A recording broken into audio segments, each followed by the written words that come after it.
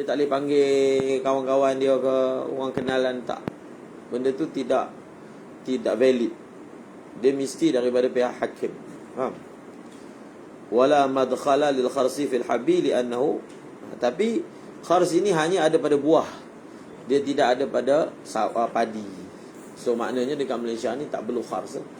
Sebab kita padi je zakatnya. Cakap buah tak ada. Seterusnya,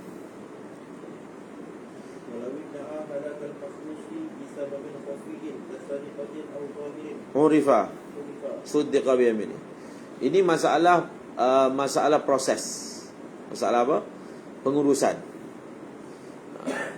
Jadi saya dah sebut dah, dalam bab zakat ni dua orang yang kena belajar, ataupun dua perkara. Yang pertama malik, orang yang pembayar zakat. Yang kedua pengurus zakat. Dua-dua dia ada hukum hakam yang khas. Pembayar zakat kena tahu hukum hakam atas diri dia. Pengurus zakat ni pemerintah ataupun badan yang dilantik oleh pemerintah. Mengurus zakat, PBZ, LZS dan sebagainya. Pengurusan zakat ni dia termasuk, kalau dalam kitab siasah Al-Mawardi, dia termasuk tanggungjawab pemerintah untuk memastikan badan pungutan zakat itu beroperasi dengan baik. Maka dia punya kaedah-kaedah operasi. Faham? Bila ada masalah-masalah, bagaimana nak tangani ni, contoh masalah ni. Contoh, kita datang pungut, hari tu kita dah hantar dah juru taksir dan kita dah keluarkan slip. So ada data, ada borang slip. Kalau ikut borang ni, slip hari tu dia ni kena bayar 100 kilo. Faham? Jadi datanglah pada waktu yang sudah matang, datang untuk pungut. Maka dia dakwa buah-buahan dia ni musnah, tak ada balance nak bayar. Dia dakwa. Jadi macam mana? LHDN datang, dia dakwa gitu. Adakah kita terus terima dakwaan dia, ataupun ada proses sebelum kita nak terima? Betul tak? Ini semua adalah masalah pengurusan. Jadi pengurusan ni pun satu benda yang kena belajar. Dan secara umumnya, kalau badan lantikan zakat tu, dia dah ada prosedur dia. Cuba tengok macam mana mereka membuat pemeriksaan terhadap asnaf. Ada dia punya. Dia akan hantar orang pergi rumah, tengok tu, tengok ni, apa benda nak tengok, semua ada. Faham? Ada sampai ada orang datang sebagai asnaf, dia suruh lompat jalan lompat. Itu termasuk dalam prosedur ke tak? Prosedur pengesahan. Kenapa suruh lompat? Nak pastikan orang tu sakit ke sihat ke. Contohnya dia dakwa dia sakit, suruh lompat, boleh lompat? Sepatutnya kalau orang tu nak nipu dia, tak payah lompat je kan, tak boleh. Betul tak? Bukan orang tahu pun orang ni boleh ke tak boleh. Jadi dia ada prosedur dia. Tapi itu sebahagian orang kritik prosedur tu. Ada keadaan yang dia terlalu rigid dan dia terlalu ketat. So adakah syarak? Benda itu kita akan belajar dalam bab asnaf. Dalam pemeriksaan asnaf, adakah kita orang dakwa di asnaf terus kita bagi, atau kena buat proses pemeriksaan? Secara umumnya ada yang perlu periksa, ada yang tak perlu periksa. Cuma pemeriksaan itu janganlah terlalu ketat. Sekadar yang ditaklifkan oleh syarak sajalah. Tapi jangan terlalu tasahul. Siapa dakwa terus bagi je. Dia beza sebab orang yang uruskan zakat ni, dia pegang amanah. Jadi ada perkara yang mana dia perlu ikut juga prosedur untuk kepastian. Tapi jangan terlalu ketat. Faham? Di sudut tu orang kritik. Orang kritik. Ada yang keadaan yang terlalu ketat. Tapi tidaklah kita kata terlalu bebas dalam menyerahkan. Maksudnya borang jangan banyak sangat. Dia minta banyak sangat dokumen kan. Dan seumpamanya. Jadi orang buat bandingan antara Ustaz Abiliu dengan pejabat zakat. Kita tak boleh buat bandingan macam tu. Sebab Ustaz Abiliu dia tak terikat dengan prosedur. Dia duit tu dia keluar akaun, dia beli barang, mungkin tak melibatkan audit pun, faham? Tapi pejabat zakat dia melibatkan audit. Dia ada dia punya birokrasi dia. So pegawai tak pegang duit tu. Nak keluarkan duit dia ada dia punya syarat-syarat dia kan. Jadi di situ tak boleh lah nak kias daripada segi cepat dan lambat. Tapi daripada segi kecekapan berjumpa dengan asnaf, mungkinlah dalam sebahagian tempat boleh dikritik. Jadi kita tukang kritik lah. Okey, seterusnya. Jadi dia dakwa begitu. Dia dakwa walau idda'a halakal makhrus. Dia dakwa dengan sebab jadi adakah kita akan terus terima dakwaan dia? Kita tengok dulu. Okey, dia kata dia punya tanaman telah musnah. Sebab apa? Kita minta dia nyatakan sebab. Nyatakan sebab. Buat satu kolom, nyatakan sebab kemusnahan. Jadi nyatakan sebab kemusnahan ni, ada keadaan yang mana sebab kemusnahan tu khafi, ada keadaan sebab kemusnahan tu zahir. Dan sebab kemusnahan yang zahir ada dua, ma'ruf ghairu ma'ruf. Itu dia punya. Kita tak buatlah kolom khafi ke zahir, itu kita yang tentukan khafi ke zahir. Jadi sebab kemusnahan benda yang khafi, contohnya dia kata kena curi. Curi ini khafi. Khafi ni maksudnya orang luar tak tahulah. Pencuri datang mana orang nampak, faham? Dia dakwa kena curi. Ada saksi tak kena curi? Memang tak ada saksi lah. Kalau kena curi ada saksi, itu bukan curi, itu rampas. Orang rampas ni rampas depan mata kan? Ataupun zahir, dia kata kebakaran, ataupun berlaku nahab. Nahab ni apa? Rampasan. Berlaku musim sejuk, ataupun belalang telah melanda sehingga rosakkan tanaman, ataupun ada askar datang seumpama. Maksudnya benda ni zahir. Zahir dia ada dua, ma'ruf ghairu ma'ruf. Zahir maksudnya orang luar boleh nampak zahirnya. Dan ma'ruf, memang ma'ruf. Baru ni telah berlaku serangan belalang. Ma'ruf, cerita tu ma'ruf. Berlaku ni telah masuk tentera Mongol, rosakkan tanaman. Baru ni telah berlaku musim, semua orang tahu musim. Musim sejuk, rosakkan tanaman. So kalau dia punya bentuk bentuk sandaran kemusnahan itu seperti ini, kita minta dia sumpah dan lepaskan dia. Dah tak payah datang, tak payah tagih dah. Faham? Tak payah tagih. Suddiqa biyaminihi.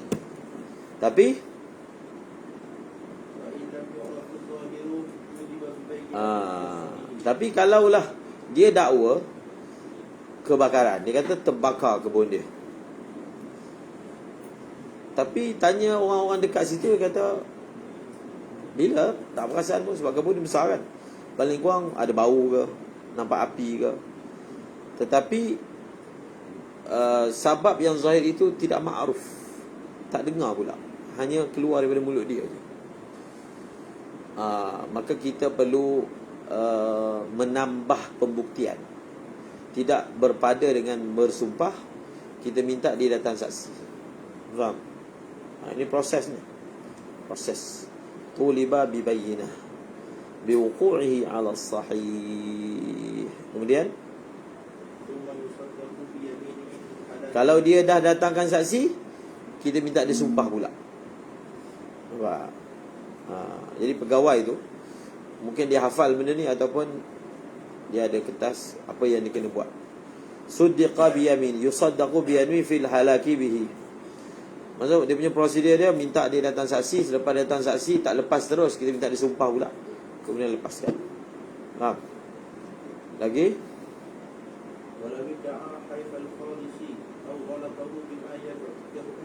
Ini masalah lain pula. Masalah lain, pengurusan. Dia orang tipu asnaf pun berlaku. Baru ni tipu asnaf macam mana?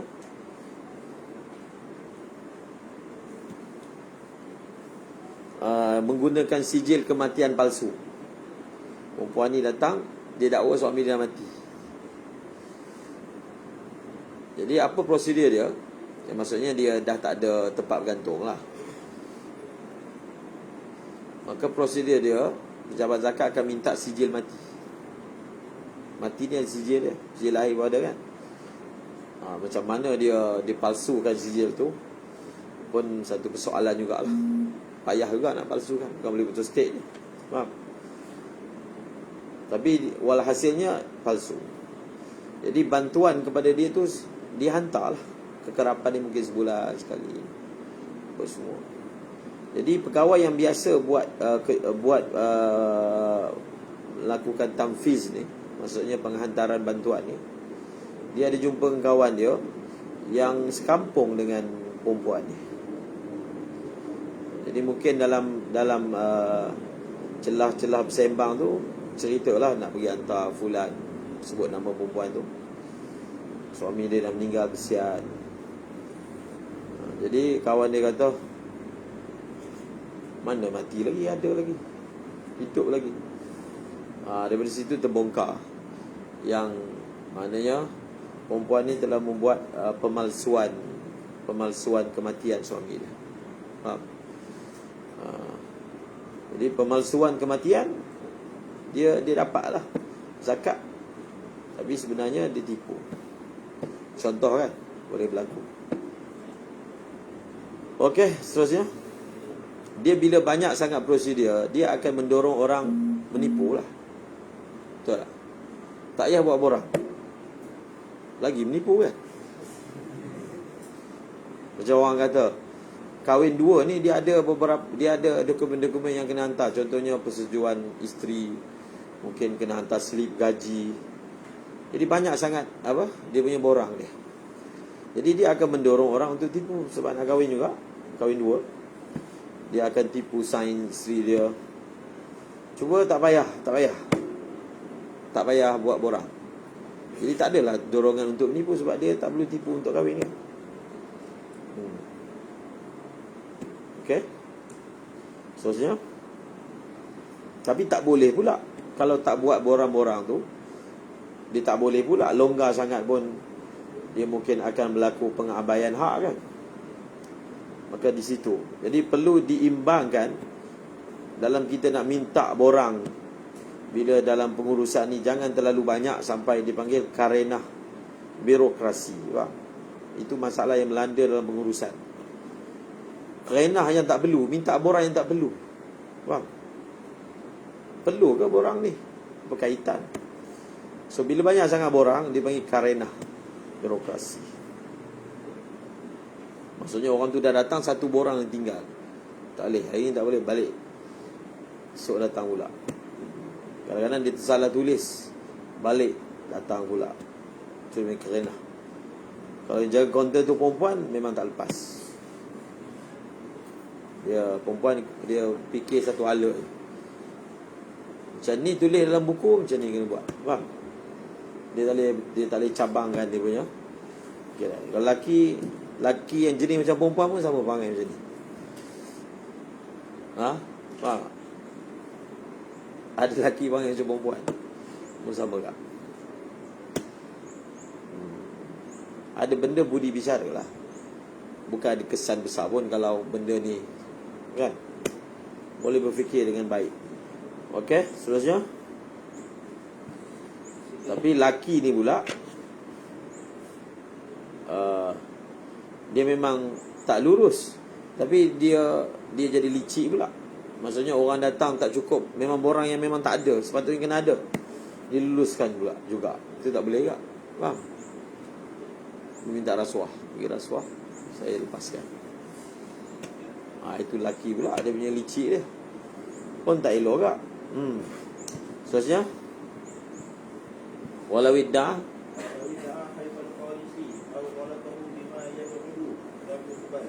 ini isu lain, tapi masih seputar kharis, pengurusan. Dia datang ke pejabat zakat, dia dakwa juru taksir dia hantar oleh pihak tuan telah mengira secara tidak betul. Faham? Haif ni bukan kira tak betul. Hive ni dia telah kira secara curang. Mana dia saja nak kenakan saya. Dia nak kenakan saya punya tak adalah sampai 2 tan. Dia kira keluarkan slip 2 tan. Dia menyebabkan dia kena bayar banyak, 200 kilo. Dia dakwa Kharis telah melakukan hive, kezaliman, curang dalam kiraan. Satu. Yang kedua, ghalat, salah. Dia datang tu dah, saya ni orang ke-20. Waktu tu otak dia pun dah pening. Dia cincai, kira cincai. Faham? Dia kira cincai dan salah. Itu dia dakwa lah. Dia datang pejabat zakat, dia dakwa. Jadi slip yang dikeluarkan ni tak tepat. Sebab dia curang, dia saja nak kenakan saya, ataupun dikira secara salah. Dia dakwa. Jadi macam mana nak uruskan? Orang dakwa, semua orang boleh dakwa. Faham? Jadi macam mana? Diterima tak dia punya dakwaan bahawasanya slip ni ada masalah? Salah ni pula ada 2. Bima yab'udu, bima la yab'udu. Faham? Bimuhtamal. Salah tu adalah bima yab'ud. Lam yuqbal, tidak diterima. Kita tak akan terima. Maksudnya pejabat zakat tak akan terima. Dan kita terus bertegas, dia kena bayar macam yang dalam slip. Faham? Sebab kan kita sebut proses tadmin, dia ada proses dia. Kharis akan tadmin, kemudian Malik akan qabul, terima. Jadi kita akan argue dia, ni kamu ada tanda tangan kan? Maksudnya bersetuju dengan anggaran kiraan tempoh hari. Lepas hari ni kata salah pula. Dia kan ada qabul minal malik pada borang tersebut. Au qubila fil azhari. Tapi kalaulah dia dakwaan tersalah ni ada yang logik, ada yang tak logik. Ada yang ba'id. Ba'id ni macam logik ke salah? Kalau dalam surah macam logik ke? Macam pelajar lah, dia suka buat cerita-cerita dongeng kan, bila dia terbawa handphone. Ini adik saya nak pergi madrasah ni, masa kemas beg, dia saja nak aniaya saya. Dia letak handphone ni kat sini. Ada belajar bagi alasan macam ni. Adik dia letak. Logik ke? Dia bukan mustahil lah. Tapi macam munasabah ke dia punya hujah? Dan ustaz jumpa tu lepas minggu kan? Lepas minggu. Maksudnya, saya pun tak perasan. Lepas minggu saya nampak ada. Maksudnya dia masuk asrama, dia tak buka beg dia ke apa? Itu semua dia panggil dakwaan yang ba'id. Tak pakai, tak terima. Ada yang logik kan? Mungkin. So kita boleh nilaikan, adakah dakwaan salah itu ba'id ke, masih ada kemungkinan. Contohnya, dia bagi tersalah tu, yang miss kiraan tu hanya sekitar 2 kilo 3 kilo je. Maksudnya orang tersalah, dia miss. Maksud yang sebenarnya tak sampailah 500, dia sebenarnya hanyalah 480. Jadi 20 tu tersalah kira. So kalau salah dalam figure yang kecil, masih lagi munasabah mungkin ya. Tapi salah, dia kata sebenarnya 1 tan je, dia pergi kira 2 tan. Jadi jauh sangat tu kalau tersalah sampai 2 tan. Faham? 1000 kilo tu. Itu dipanggil baik. Jadi kita akan nilai pula dia punya dakwaan itu, adakah ghalat yang dia dakwa itu bersifat ba'id ke ataupun bersifat muhtamal. Kalau ba'id, tak pakai, tolak. Kalau muhtamal, maka kita akan pakai. Ini proses. Ini secara tradisional. Dan bila kita applykan pada zaman moden ni, kita sesuaikanlah. Dalam kitab ni tak tulis lah, ada borang, faham? Ada borang, data disimpan dalam komputer. Itu teknikal, faham? asas dia tu dah ada dah. Bagaimana kamu nak kira, bagaimana nak simpan data, apa kaedah pemberitahuan, itu semua teknikal. Dia boleh diubah, tak ada masalah. Cuma di Malaysia ni praktis khas ni tak ada. Praktis khas ni tak ada sebab kita tidak ada korma dan juga inap yang akan wajib dibayar zakat. Bas. Terusnya, Allahumma salli ala Sayyidina Muhammad. Yang ini zakatun naqdi. Dalam banyak-banyak zakat ni secara umum lah, kalau kita tengok data pembayaran zakat kan, data pembayaran zakat yang terbanyak sudah tentulah dalam bentuk wang berbanding tanaman dan berbanding binatang. Dan mungkin secara umumnya kebanyakan negara itulah data pembayaran zakat, kecuali negara yang terkenal dengan penternakan ke New Zealand ke, tapi orang Islam kurang. Australia orang Islam tak buat kerja tu. Jadi kalau orang Islam buat, mungkin ada juga zakat ternakan kan. Di tempat kita yang kedua zakat, kalau tanaman tu padi lah. Itu pun negeri tertentu je yang akan ada bayar zakat padi. Okey, babu zakatin naqdi. Baca. Allahumma salli ala Sayyidina Muhammad.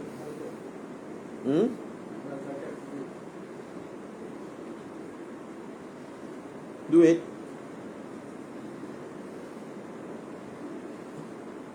Nakat apa? Emas dan perak. Sebab itu duit tak kena zakat. Mana dalam kitab dia kena zakat?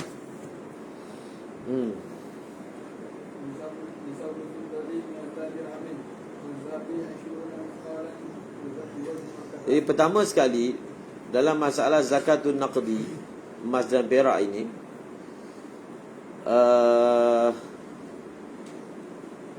nisab,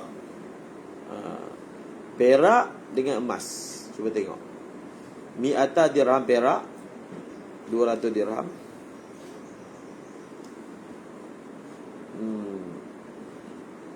Ataupun 5 uqiyah. 200 dirham ni sama dengan 5 uqiyah. 1 uqiyah 40 dirham. 40, 50 kali 4, 5 kali 40, 200. Berapa? Gram dia 595 gram. 595 gram. Lagi 20 misqal dengan timbangan Mekah. Maksudnya misqal yang untuk zakat ini dengan Mekah punya. Al-mikyalu ahli al-Madinah wal waznu Makkah, berdasarkan hadis Abi Daud dan Imam Nasai, itu dia. Dan untuk emas ini 85 gram. 85 gram. Adapun berkaitan dengan zakat wang, maka dia merupakan suatu ijtihad yang telah dibuat. Faham? Dia berdasarkan apa? Ijtihad yang telah dibuat. Dan boleh kita katakan hampir ijma' lah, ataupun ijma' ulama' mu'asirin, bahawasanya duit itu ataupun dipanggil wang fiat money, wang kertas. Masa mula-mula diperkenalkan wang kertas, yang pada waktu itu wang kertas ni dia masih ada sandaran emas, maka status wang kertas ni tak kuat sangat seperti mana sekarang.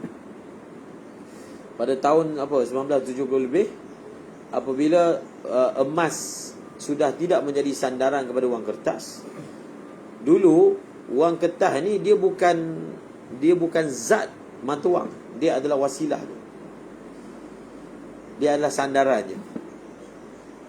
Kalau kita nak faham umpama dia umpama cek dengan wang kertas kan. Cek. Kalau kita bayar sesuatu pakai cek, Cek ni dia hanya kertas jaminan je, yang mana pembawa cek tu dia akan pergi ke bank dan dia boleh tuntut wang sebenar. Faham? Kertas tu sini bukan wang. Kalau dia koyak cek tu, dia boleh tulis cek baru kan. Boleh tulis cek baru.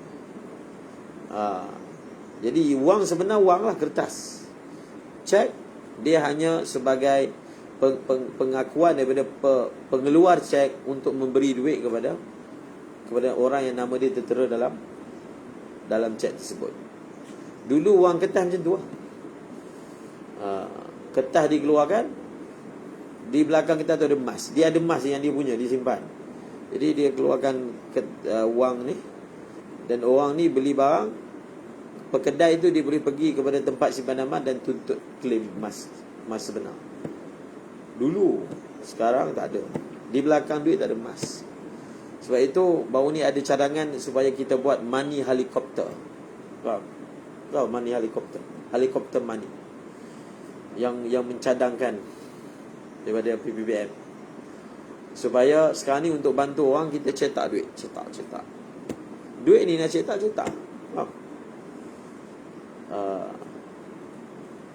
Tak ada apa-apa. Kalau dulu nak cetak duit, dia kena tunjuk emas.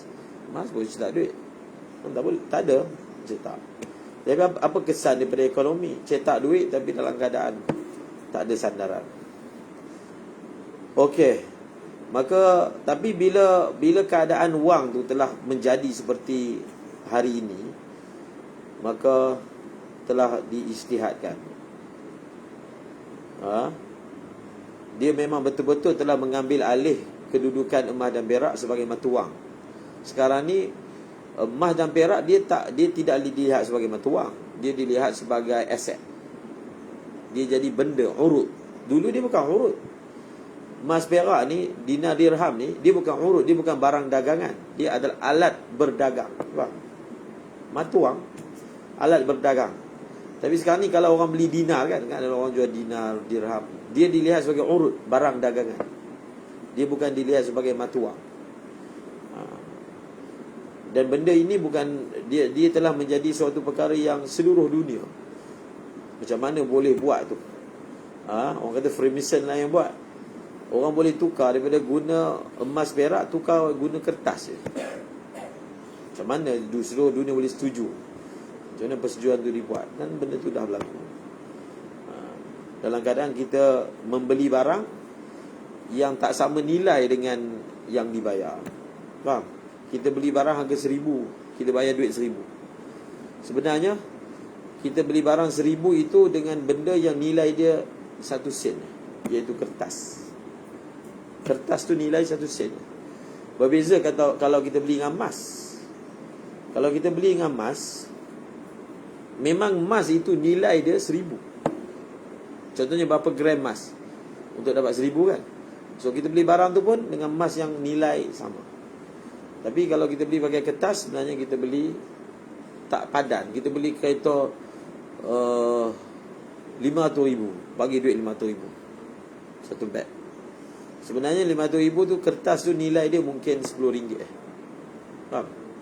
Nilai dia. Tapi semua orang setuju, semua orang suka bila dapat duit kan. Ustaz pun suka. Bila dapat biru dia sedih. Dapat hijau lain sikit, hijau yang muda. Dapat hijau tua lain pula kan. Dapat ungu, hati berubah-ubah, menunjukkan hati terkesan dengan duit. Betul tak?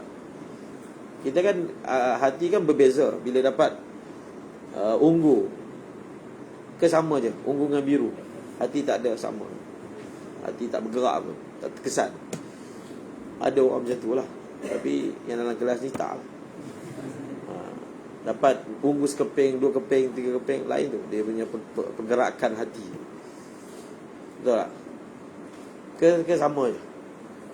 Mungkinlah kalau dia dah nazar, mungkin dia dah tak terkesan. Sekarang masih terkesan lagi. Jadi oleh kerana begitu keadaannya, maka mereka telah berijtihad mengatakan, dia khususnya kalau mazhab Syafi'i. Kalau mazhab Hanafi tak ada masalah. Maka itu kita nak bincangkan masalah bab riba. maka duit ini telah diputuskan sebagai wajib dibayar zakat. Dan dia adalah saman istilahi, dia panggil saman istilahi. Sesuatu benda yang zatnya tak ada harga, tapi segi undang-undang ada harga. Itu dia panggil istilahi. Adapun emas, zat dia itu sendiri ada harga. Zat dia itu sendiri adalah harga. Ada ulama tu dia kata emas ini dia adalah sesuatu yang bil tab'i, dengan tabiatnya sendiri adalah benda yang berharga. Adapun duit kertas ni dia undang-undang, dihargakan. Malaysia telah menerima ini sebagai wang, maka jadi wang. Tapi negara Europe tak terima. So kita pergi kat sana, duit kita bukan wang. Dengan makna kalau kita bayar, orang tak terima. Itu maksudnya dia punya nilai itu undang-undang je. Kalau negara Malaysia batalkan wang kertas RM50 contohnya, maka tak ada nilai. Macam duit dulu ada wang kertas RM1,000, wang kertas RM20 yang warna coklat tu. Sekarang tak ada. Kalau kita warna coklat kan, sekarang warna lain, warna coklat. Kalau kita beli barang tak sah. Tak siapa nak terima, sebab dia sudah tidak diguna pakai kan. Kemudian setelah itu, setelah bersetuju bahawasanya wang kertas ni wajib dizakatkan, sekarang ni kita nak ambil nisab mana? Sebab tak ada hadis pun nak bagi tahu duit kertas ni nisab dia berapa. Mana ada. Yang ada emas perak je. Jadi kita nak pakai nisab mana? Maka dimuzakarahkan. Dan mereka bersetuju. Ada yang mencadangkan kita pakai nisab perak. Ada yang mencadangkan kita pakai nisab emas. Ada pro dan kontra. Kalau kita pakai nisab perak, yang wajib membayar zakat tu lagi banyak. Betul tak? Orang yang wajib bayar zakat jadi lebih banyak. Faham? Betul tak? Logik. Sebab apa? Sebab nilai perak murah. 1 gram perak RM2 contoh. RM2. Dia pernah bawah lagi betul. So kali 595 tadi, kita genapkanlah 600 gram. 600 kali 2 berapa ringgit? 1,200. Maksudnya Sabah ada 1,200 ya, dah wajib zakat. Oh ramai lah ni Al-Musbitin ni. Al-Musbitin kan? Tahu Al-Musbitin? Tak tahu? Ahli-ahli isbat. Al-Musbitin. Dia ramai lah wajib zakat. Jadi segi sudut positif dia, banyaklah orang yang kena bayar zakat. So banyaklah duit zakat. Faham? Tapi daripada segi hikmah zakat tu sendiri, zakat ni hanya wajib atas orang kaya. Menurut uruf, orang ada duit RM1,000, orang tak bagi orang kaya RM1,000 kan? Orang ada duit RM1,000, dia bukan orang kaya. Sebab nisab ini adalah kayu ukur orang kaya segi syarak. Adakah orang ada RM1,000 menurut kita kaya? Tak kaya. RM1,000 dalam simpanan setahun, tak kaya. Sedangkan zakat ni wajib atas orang kaya. Dan melihat pula kepada realiti, sebenarnya pada zaman Nabi, 200 dirham itu sama banyak dengan 20 dinar. Sama. Sebab pada waktu itu harga perak ni bagus, sama macam emas. Jadi 200 dirham itu sama dengan 20 dinar. Sama je. Berapa 20 dinar? Itu 200 dirham. Maksudnya 20 dinar kita boleh beli 200 dirham secara umum. Tapi bila berlaku kejatuhan nilai pada perak, tak tahu sebab apa, faktor dia mungkin ada kajian tentangnya, terlalu jauh. Contohnya emas, harga RM200 1 gram. Ini RM2, RM200. Mana jauh. Perak RM2 ya. Tapi baru ni katanya harga naik bagus. Ada seorang karkun tu, dia melabur perak. Melabur perak. Bila perak naik, tapi dia beli banyak lah. Beli banyak. Contohlah kita beli RM100,000, nilai RM100,000 kan. So kalau dia punya harga naik sekali ganda, kita dah dapat 200,000. Faham? Betul tak? Ha? Naik sekali ganda je. Daripada RM1 jadi RM2. Tapi kita beli RM100,000. Kalau dia naik sekali ganda, kita RM200,000. Tu ada juga saranan untuk beli perak. Tapi perak lambat lah. Yalah, harga dia RM2, RM3. Beli emas RM200. Okey, maka keputusannya kita pakai emas. Faham? Pakai emas. Dan apa yang dipraktikkan boleh kata seluruh dunia lah. Saya rasa tak ada kot negeri yang pakai fatwa yang perak. Semua pakai emas. Maka segala nisab. Dan untuk nisab, kita boleh rujuk kita punya badan zakat negeri masing-masing untuk mengetahui nisab. Tapi nisab sekarang ni 20,000 lebih. Faham? 20,000 lebih. Cuma persoalan dia, dalam menghitung nisab, emas ni dibanyakkan. Dia ada emas 199, 199, 18, 999. Maka mereka pakai harga emas yang mana satu? Harga emas yang mana satu yang mereka akan pakai untuk keluarkan nisab? Saya pun tak ada jawapan. Tapi benda tu mungkin ada data dia. Nisab setiap negeri tu mereka pakai harga emas yang mana satu. Sebab emas banyak jenis. Karat tu kan, karat kan. Apa maksud emas 99? Apa maksud dia?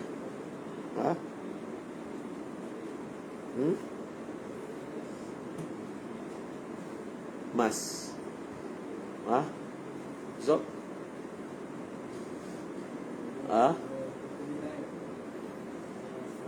Apa dia? Ketulinan 99, 95, 85. Dia ada kaitan benda ibarat yang seterusnya. Baca. Ma'ruf. Rubu' usyur sama dengan 2.5%. Maksudnya ataupun 1/40. Dia nak kira berapa kena bayar, senang je. Contohnya orang tu dia ada duit berapa, dan duit tu yang cukup haul lah. Setelah kita tahu berapa, kita pastikan adakah cukup nisab. Okey, cukup nisab. Haul cukup. Berapa nak kena bayar? Masukkan nombor duit dia tu dalam kalkulator, bahagikan 40. Faham? Hasil daripadanya itulah yang kena bayar. 2.5% ataupun 1/40. Faham? Okey.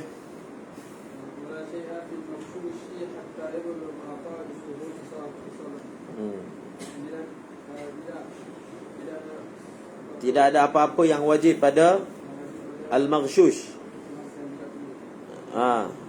Yang bercampur. Bukan tak tulen. Tak tulen tu palsu. Ini yang bercampur.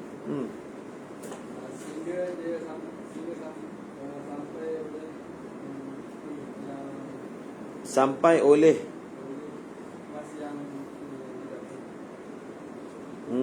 akan nisab. Okey. Jadi ini istilah. Dia emas ni, dia ada maghshush dan dia ada khalis. Untuk buat barang kemas,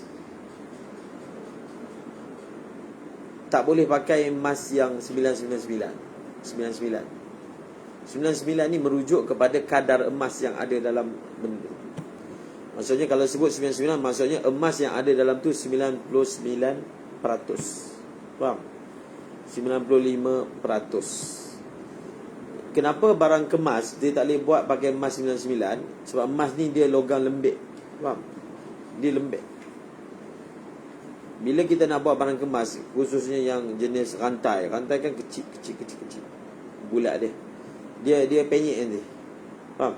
Emas ni lembik. Jadi cara nak bagi kuat dia kena masuk logam lain. Bukan untuk tipu, sebab dia tak ada sendi nanti. Kalau makin rumit dia punya pembuatan dia, maka dia tak boleh pakai emas yang apa? emas yang poor tu banyak. Tak boleh. Dia kena pakai. Sebab itu kalau nak kalau buat yang jongkong tu boleh. Sebab dia basic je, ketul je. Faham? Nak pakai 99. Tapi kalau nak buat barang kemas, tak boleh. Dia tak jadi. Dia kemek. Faham? Bukan penyek, kemek. Jadi dia akan dimaghsyushkan, dimasukkan logam lain untuk jadi stand supaya boleh membentuk. Maka dia ada khilaf antara mazhab Syafi'i dengan mazhab Hanafi masalah maghsyush ni. Contohnya kita ada emas, kita beli jongkong yang 95 punya. Tapi jongkong biasa 99. Dia tak perlu nak masuk logam lain sebab dia petak je. Masukkan dalam ni dah jadi. Contohlah 95. Maksudnya 5% bukan emas. Dia beli emas yang macam tu, dan sekarang ni dia dah simpan kumpul selama setahun, satu haul dia dah sampai 100 gram. Dia dah sampai 85 gram. Maka adakah dia wajib bayar zakat? Tadi kita kata nisab zakat berapa? Nisab emas 85 kan? Sekarang ni emas dia dah 85 gram. Adakah dia wajib bayar zakat? Tak wajib. Sebab apa? Iktibar 85 gram tu adalah khalis, bukan plus maghsyush. Bukan campur logam luar. Dia solid. Kita hendaklah mendapatkan 85 gram solid, barulah wajib zakat. So, kalau dia ada 85 gram segi timbangnya, tapi oleh kerana dia 95, maksudnya 95% saja yang apa? Yang emas. So, maknanya dia sebenarnya emas tulen ada berapa? Berapa? Tolak 5%. 85 tolak 5%. Sebenarnya berapa gram? Jangan kira. Ha? 85 bahagi 10. 8.5 kan? 8.5 bahagi 2. Berapa?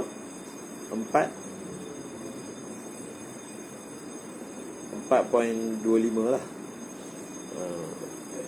Itulah. Maksudnya tolak lah. Tolak maksudnya dia sekarang ni sebenarnya hanya ada 81 plus sahaja dia punya. Bukan 81, 80 plus. Betul tak? Faham ke tak faham ni? Ha? Kalau emas dia 95% isi kandungan ketulinan, dan sekarang ni dia ada 85 gram, adakah dia wajib bayar zakat? Tak wajib bayar zakat sebab emas solid emas, khalis emas tak sampai 85. Sedangkan zakat adalah pada solid. Betul tak? Jadi macam mana kita nak tahu solid sebenar? Kira lah, tolak 5%. Gram tu kita tolak 5%. Gram tolak 5%. 85 tolak 5%. Itu kita tahu. So, itu satu masalah. Satu lagi, dia ada 100 gram. Itu memang dah lebih nisab lah, itu pasti. Tetapi dia kena bayar zakat adakah 2.5% daripada 100 gram? Tak. Kewajipan zakat dia adalah 2.5% daripada solid emas. So, solid emas macam mana? Kita tolak lah 5% daripada 100 gram. 5% dari 100 gram berapa? Ha? 95. Ha? Jadi 2.5% itu dikeluarkan daripada 95, bukan 100. Segi wajibnya. Faham?